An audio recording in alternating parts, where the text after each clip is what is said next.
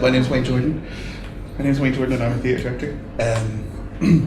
I surprisingly little kind of experience in public speaking for someone who I guess works with people who are very public all the time.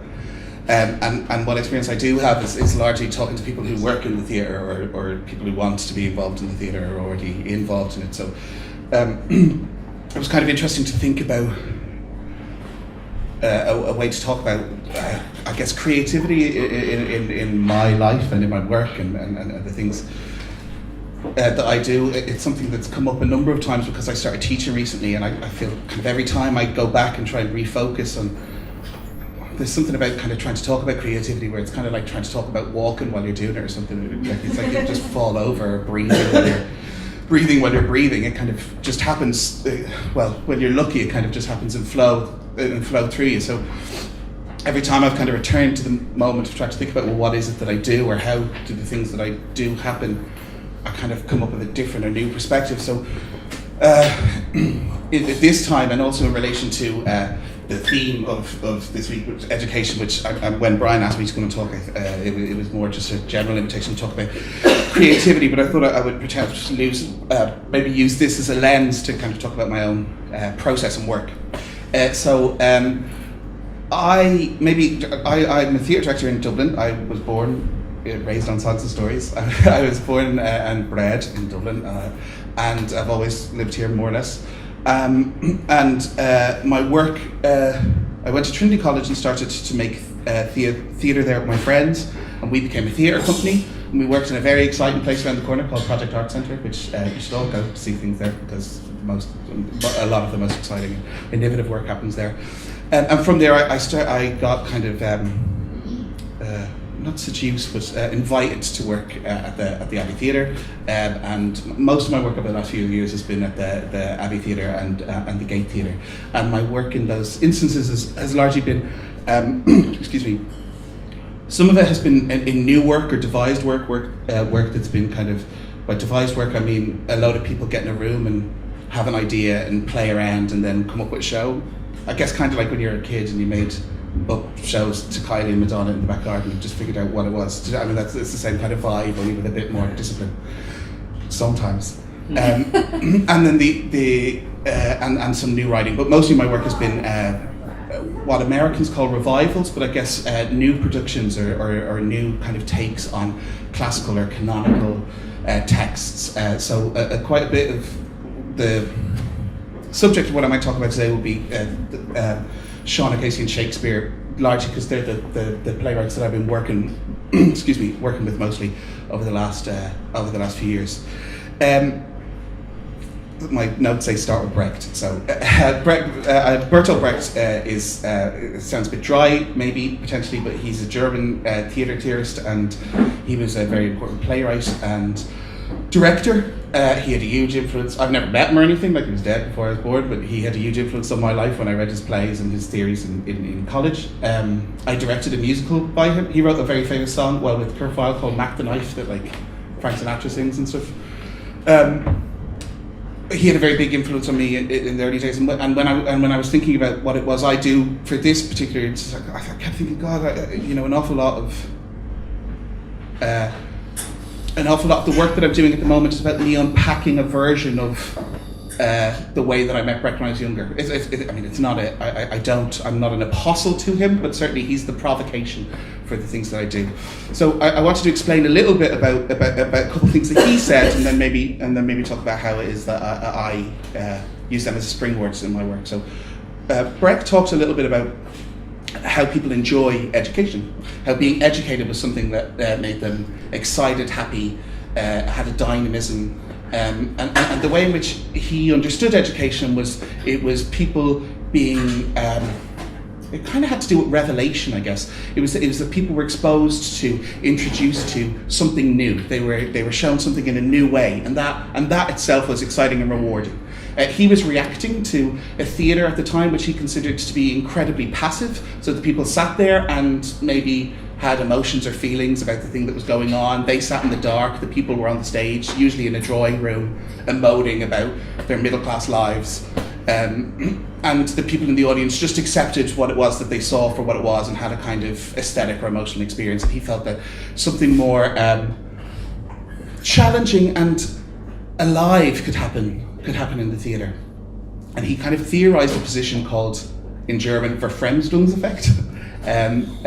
But it's often translated as alienation. But when I was a student, I came across a translation of it that really activated me, which was that it was strange making. Was the idea that in the theatre, or well, in all kinds of art really, but my field and his field with the theatre, that you could kind of, and I guess the verb that I would use because of my own biography is you could kind of queer things.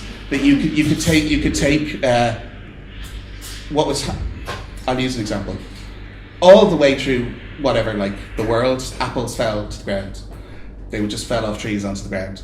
And then one day Newton saw an apple fall off a tree onto the ground, and he saw that apple fall off a tree, if this is a true story, apparently it was apocryphal, but he saw the apple fall off a tree in a new way, and he was like, oh, there's a force being enacted on that apple, which then, that force is gravity, and he theorised about it. And the idea was that, what was Brecht was saying, we can show life, scenes from life, human behaviour, in a way that just tilts it or angles it and encourages audiences and the people making the theatre to go, what are the forces that are being enacted on these people or in this situation? What is it that is actually happening in the world?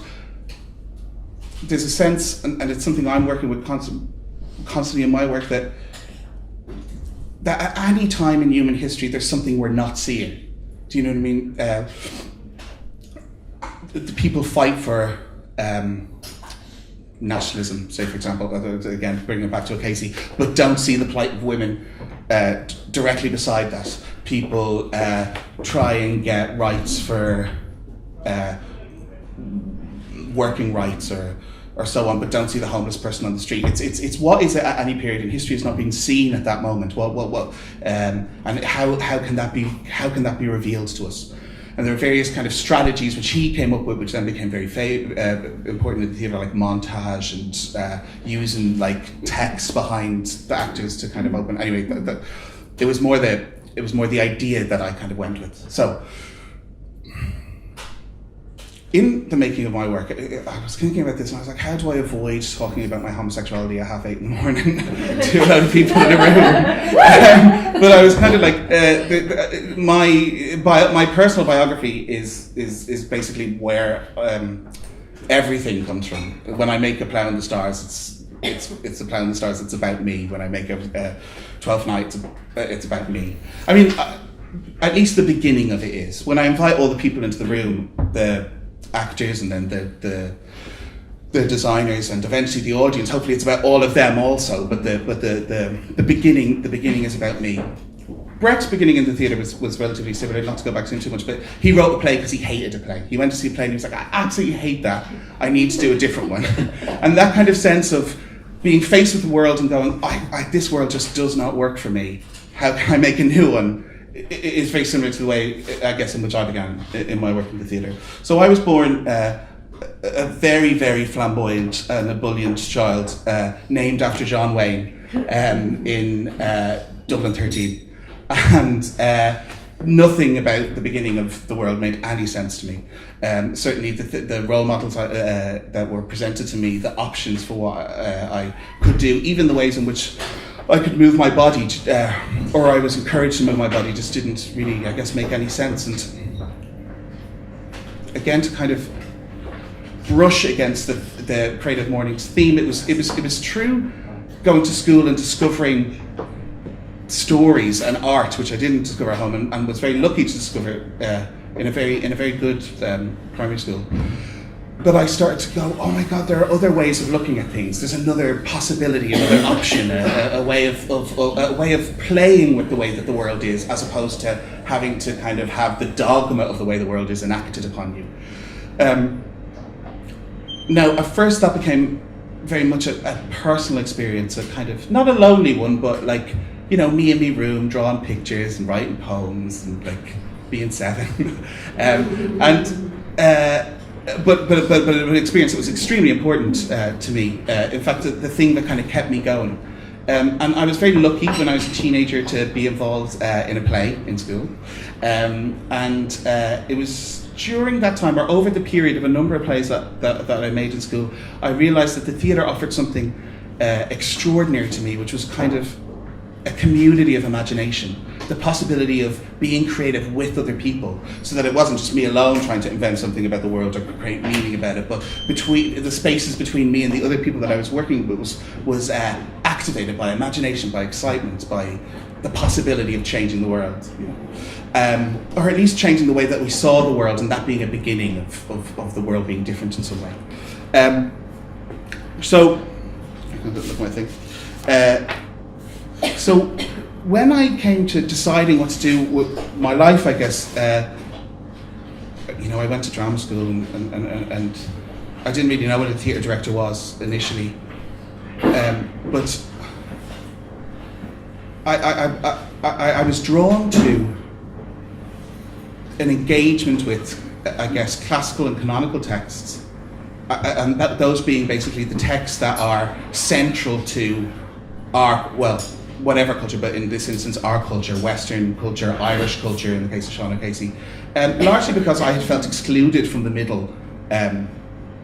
Whether I excluded myself or other people excluded me is maybe another issue, but I had definitely felt outside. I definitely felt outside, and I wanted to get my hands into the guts of what it meant, of what people felt the central identity was. And so I became a theatre director, and I've written down that I want to, that being a theatre director, I guess, is being an interpretive artist. Lots of people who work in the theatre, I guess, who aren't writers, designers, actors, are all what you would call interpretive artists. I'm sure many people understand what that is, but just to explain, it's someone who takes something that already exists and interprets it in the way that Nina Simone might take Suzanne by Leonard Cohen and make that song utterly and completely her own. And it's a way of being an artist that's reactionary. It looks at the world and it sees what's there and it tries to find new ways of looking at it. It invites people to, it invites audiences and collaborators, I guess, but it invites audiences to listen anew to something that already exists and perhaps go, well, actually there were other things happening that I'd never realised the entire time. In a way, I guess that for me has been, well, I guess kind of therapeutic, but also incredibly kind of alive as a way of engaging, a way of engaging with the world and a way of engaging with being a person who lives in Dublin, which for a long time I was very embarrassed about being Irish, because the model of it seemed so kind of mortifying, all of that kind of like nationalism and kind of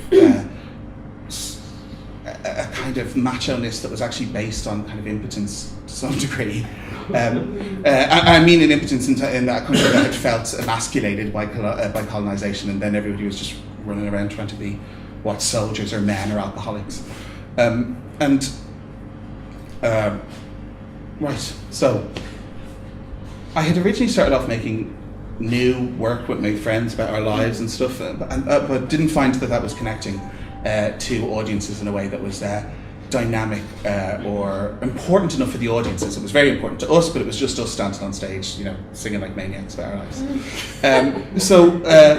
So I started to make European classics, and to kind of jettison forward through my work at the Abbey. I became invited to. I was invited to get involved with texts and stories that were actually about the central moment of becoming the Ireland that we are now. One of them was a piece of work by Thomas Kilroy, which was about Thomas Kilroy's very wonderful writer in the 70s. It was about abuse by the church in organisations like industrial schools and schools it was set in the 50s. It happened actually right around the time that the Ryan Report came out, and it was a very kind of important piece of work for me, and also I think for the Abbey, and then moving on to work with Sean O'Casey. So My experience with Sean O'Casey is that I directed a production of Clown and Stars that was very successful in the Abbey. It was the most successful thing that I ever did in terms of critics or people coming.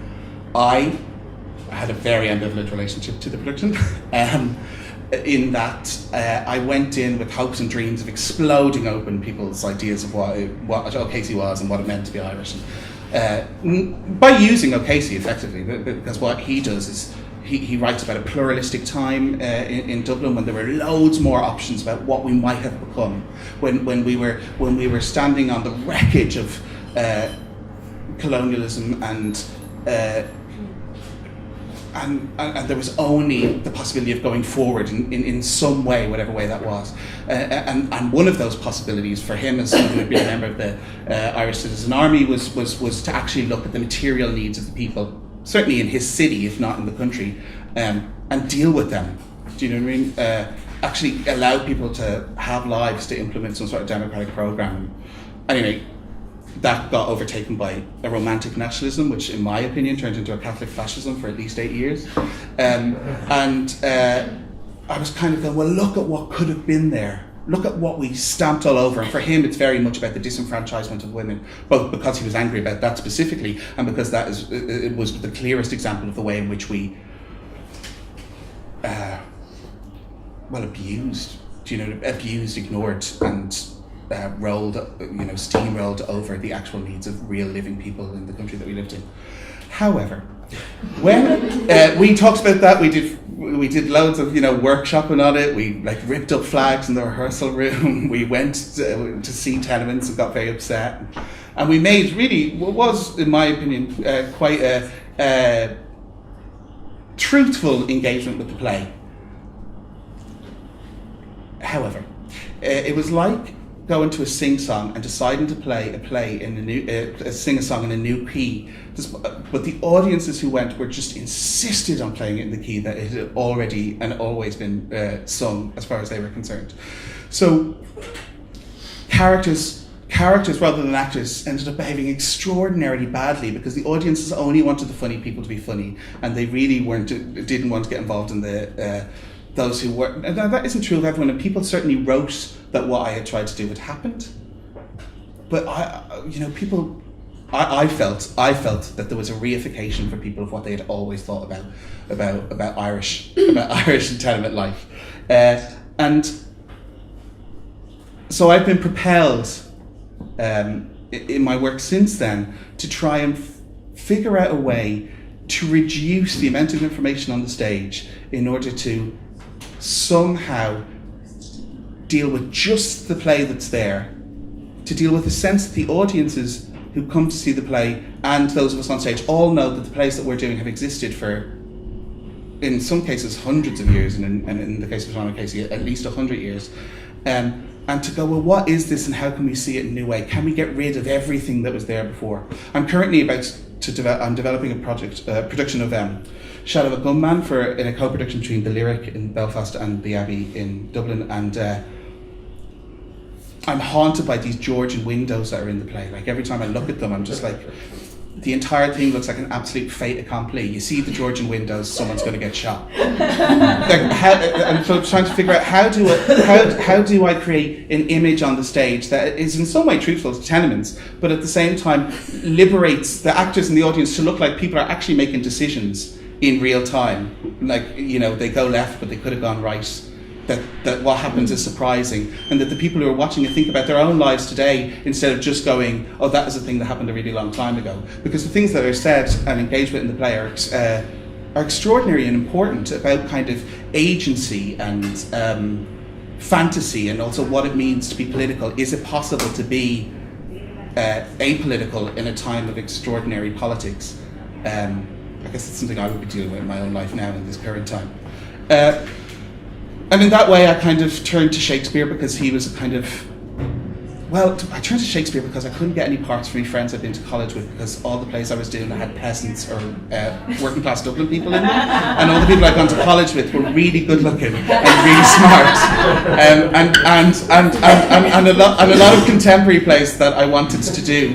A lot of contemporary plays that I wanted to do with those people were basically no one would put on, because currently producers of producers of plays are what they call themselves marquee sensitive, in terms of if the name of the play can't sell it, there's a kind of perfect storm involving the recession and bored gosh energy theatre. That means that the subsidised theatre section has to work a little bit harder to get audiences in. So I knew that something like Twelfth Night already had a brand, I guess, and could get people in, and so we could get away with a lot of play underneath it. And so I've been kind of using Shakespeare, and also because that play is so extraordinary about the liminal spaces between, well, like gender, class, all the things I like to travel between, both in my work and in my life. And again, in that situation, we're looking at kind of pulling everything back. How can you pull everything back, and find just what's there, and then take it, not to kind of honour it, but to go, this is there, and it's there to be played with. The things that we learnt in school, the texts that we learnt in school, the texts that people say are the reason why Europe or Ireland has become what it is, always have more than the thing that you're told they have. And for people like me, often the thing, I think everybody's probably a bit like me. I don't mean to sound like, oh, I'm different to everybody else, but for almost all of us who grew up in Ireland, that was a disappointment. There's other ways in, and other ways of looking at them, and I feel like that my responsibility is someone who's been lucky enough to become in some way a kind of not a custodian, but to have an ongoing engagement at a very kind of public level within a minority art form, which is theatre, with these major texts, to go, look, there's something else there. There's some other way of being. How do we listen? How do we listen? Yeah, I'll leave it at this, because I think I'm at the end of my time. Am I? Right? Yeah. So I'll leave it at this: is how do we listen to what is really there, and how do we keep everybody and all their feelings in the room? Because that's probably the only way that we can all change together. Okay. Thank you very much.